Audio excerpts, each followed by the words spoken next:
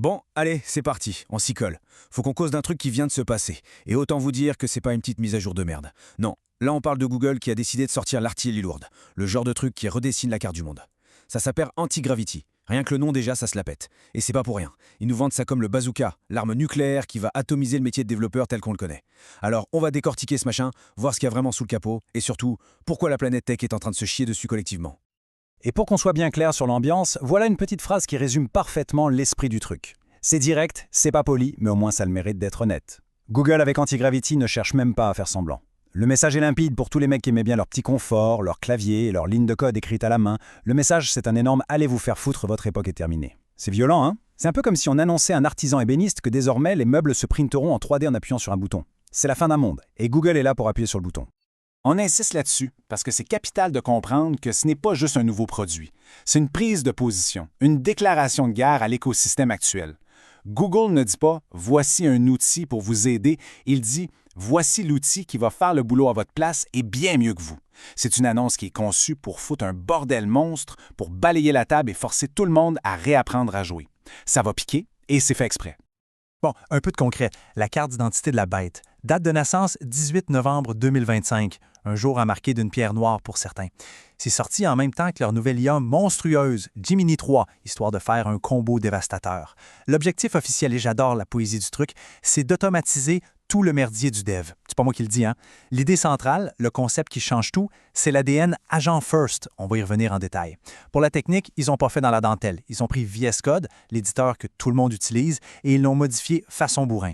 En gros, ils ont tout défoncé pour y foutre leur IA au centre. Et le coup de grâce, la petite série sur le gâteau de merde, c'est que c'est gratuit. Pour tout le monde. Ça, c'est la stratégie classique pour tuer toute concurrence. Tu balances un truc surpuissant et gratuit et tu regardes les autres crever. Alors, au fond, c'est quoi ce bousin? C'est quoi ce truc qui fait flipper tout le monde? Eh bien, il faut oublier tout ce qu'on sait sur les IA d'aide au code. Copilot et toute la clique, c'était des assistants, des stagiaires un peu futés qui te filaient des tuyaux. Mignon, mais c'est toi qui tenais la barre. Avec Anti-Gravity, la hiérarchie est inversée. L'IA n'est plus ton assistante, elle est devenue le chef de projet, le patron, le big boss. Et toi, l'humain, t'es là pour regarder, pour valider, t'es devenu un putain de manager intermédiaire. Et voilà le concept qui fait toute la différence. Agent First, c'est le cœur de la machine. Avant, ton IA, c'était un petit plugin, un widget planqué dans une barre latérale, la sidebar. Il attendait gentiment que tu lui demandes un truc. Avec Anti-Gravity, c'est terminé ce temps-là. L'IA n'est plus un ajout, elle est l'environnement de développement. Elle est au centre de tout, dans le cockpit, aux commandes de l'avion.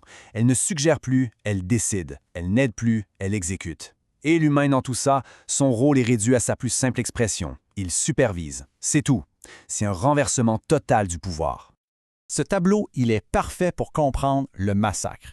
À gauche, le bon vieux temps, l'IA, c'est ton assistant junior. Et dans son coin, il te propose des bouts de code, mais au final, c'est toi qui codes, c'est toi qui pisses la ligne. À droite, le nouveau monde anti-gravité. Ton IA, c'est devenu ce collègue un peu relou, mais complètement hyperactif, qui prend toutes les initiatives. Il s'est installé au poste de pilotage, il ne se contente plus de suggérer, il gère le projet de A à Z, du premier ticket de Jira jusqu'au déploiement. Et ton boulot a muté. Tu ne codes plus, tu manages des bots. Tu es passé de l'artisan qui fabrique à la main au contremaître qui gueule sur des robots. Belle promotion, non?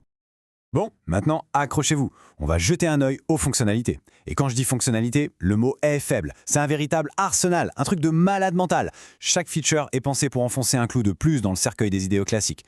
C'est pas une évolution, c'est une humiliation publique. Voilà comment se passe une journée de boulot dans le futur. Étape 1, tu briefes l'IA sur ton idée. Et là, elle se met en branle. Elle te pond toute la planification, la roadmap complète, les spécifications fonctionnelles détaillées, et elle crée même les tickets dans Jira. Étape 2, elle commence à coder. Et pas un fichier après l'autre comme un prolo, non, elle bosse en parallèle sur plusieurs modules en même temps. Étape 3, une fois qu'elle a fini de vomir son code, elle lance toute seule la batterie de test, analyse les résultats et te prépare un petit rapport bien propre.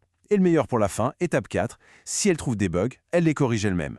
Et pour couronner le tout, elle écrit la documentation technique avec des screenshots pour que ça soit bien clair pour les demeurer. En gros, tu peux littéralement avoir une idée le matin, la briefer et partir jouer à la pétanque.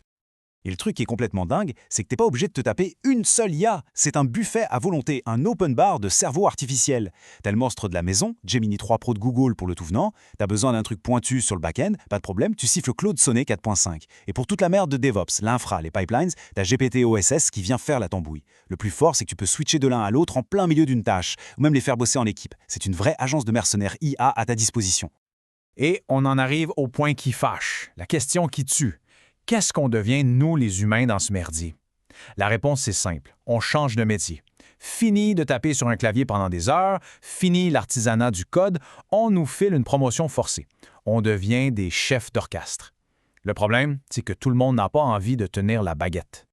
Alors, il ressemble à quoi ce nouveau taf? Si t'as pas encore été viré, bien sûr. D'abord, tu supervises, tu regardes les bots bosser. Ensuite, ton rôle, c'est de bien définir le cadre, les contraintes, le cahier des charges. Après, et c'est sans doute le plus important, tu valides la merde que l'IA a produite. Tu fais la relecture, et si ça part en couille, c'est à toi de redresser la barre pour éviter le carnage. En résumé, beaucoup moins de code, beaucoup plus de réunions et de stratégies. Et bien sûr, comme le souligne la source avec une lucidité magnifique, ça te laisse plein de temps pour glander sur Mastodon pendant que la machine bosse. Le rêve, non?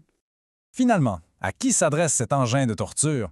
C'est assez simple. D'abord, aux devs qui en ont ras le cul de pisser du code et qui rêvent de se la couler douce.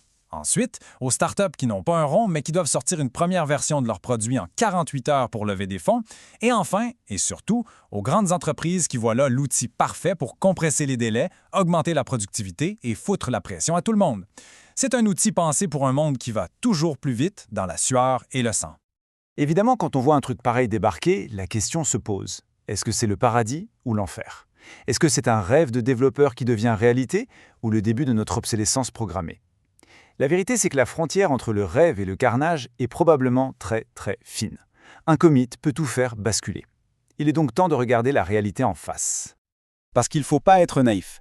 La machine n'est pas parfaite, loin de là. Comme le dit très bien la source, si on croit que l'IA va tout faire toute seule sans se planter, on se met le doigt dans l'œil. En vrai, ça bave encore un peu dans les coins. C'est une version expérimentale. L'IA peut avoir des hallucinations, elle peut te pondre du code de merde, oublier des cas de test critiques, introduire des failles de sécurité grosses comme une maison.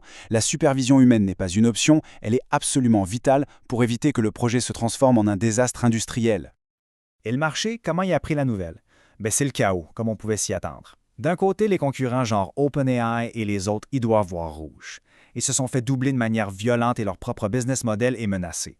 De l'autre côté, les développeurs old school, les puristes du code, ils hurlent à l'apocalypse, à la fin de leur art, à la mort de leur métier. Et pendant que tout ce petit monde panique, chez Google, on imagine sans mal qu'ils sont en train de sabrer le champagne. C'est une division parfaite du monde de la tech en deux parts. Ceux qui flippent et ceux qui comptent les points.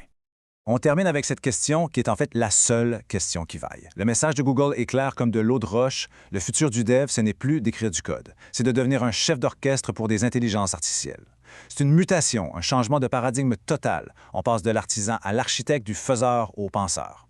Alors la question, elle est pour tout le monde. Est-ce qu'on est prêt à lâcher le clavier? Prêt à abandonner ce qui a défini notre métier pendant des décennies pour embrasser ce nouveau rôle? L'avenir nous le dira, mais une chose est sûre, le train est parti et ne s'arrêtera pas.